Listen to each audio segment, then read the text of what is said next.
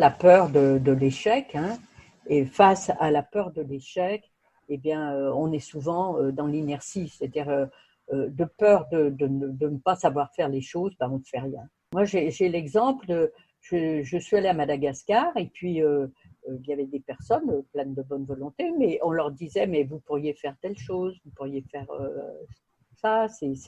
Alors ils disaient, mais oui, mais les Vasas le feront.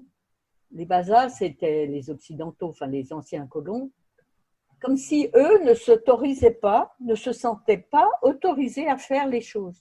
Alors que si on leur donnait confiance, on voyait qu'ils étaient tout à fait dans la capacité, bien sûr, de faire les choses. Et c'est pareil pour un enfant qui se trouve en échec, pour tout ça. Si l'enfant il se bloque, ou même les adultes, hein, tout simplement par peur. Donc, retrouver confiance en soi, essayer d'analyser toutes ces peurs. C'est que ces peurs ont aidé quand même l'humanité à progresser.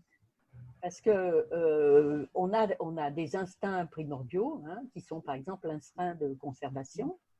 Et donc, face à l'instinct de conservation, on a la peur de perdre sa vie, de perdre ce qu'on a. Donc, on construit des choses, des maisons, on s'abrite, on se fait des vêtements, on trouve des médicaments pour se soigner. Tout ça, donc, ça a participé à la progression de l'humanité. De même qu'on a un instinct sexuel et l'être humain a très peur de l'isolement. Donc, cet instinct sexuel a permis de créer des liens, de faire de promouvoir tout ce qui est les associations, les rencontres, les choses comme ça. On a aussi un instinct grégaire. Hein, donc, face à cet instinct grégaire, on a développé tout ce qui est du domaine de la sécurité. On a un instinct d'auto-affirmation. Et puis, on a la recherche de la reconnaissance, bien sûr.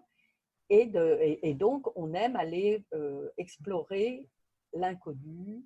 Donc, toute l'évolution des sciences, toutes les recherches technologiques, tout ce qui améliore la vie de l'humain, en fait, ça a été, c'est créé souvent à partir pour lutter contre des peurs. Donc, les peurs ne sont pas que négatives. Est-ce qu'on pourrait dire qu'il y a le contraire de la peur? On pourrait dire que ça peut être le courage, mais ça peut être aussi la joie, l'amour. Parce que la peur, il n'y a rien de plus triste qui vous assaille, c'est comme un brouillard. Alors, une belle opposition, c'est la joie. Si on peut essayer d'être dans la joie, c'est une façon de lutter contre la peur. Et puis la confiance aussi. Si on avait plus confiance dans les autres. Et puis comme on sait qu'il y a une synergie, c'est-à-dire que si on a peur de quelqu'un, on transmet le malaise en face à la personne. Alors que si on lui transmet la confiance, la personne, elle va avoir tendance à avoir confiance, à nous donner sa confiance. Et l'amour, en plus, l'amour, c'est ce qui nous relie. Hein. Tous les atomes, en fait, sont reliés entre eux par une espèce de force qu'on pourrait considérer presque de l'amour. Parce qu'il y a bien sûr l'amour, il y a l'amour romantique, il y a l'amour religieux, et tout ça, mais l'amour, c'est simplement être dans la coopération, dans l'ouverture à l'autre. C'est ça. Ça peut être, il y a tout à des niveaux très différents dans l'amour. Mais pour moi, c'est quand même une ouverture.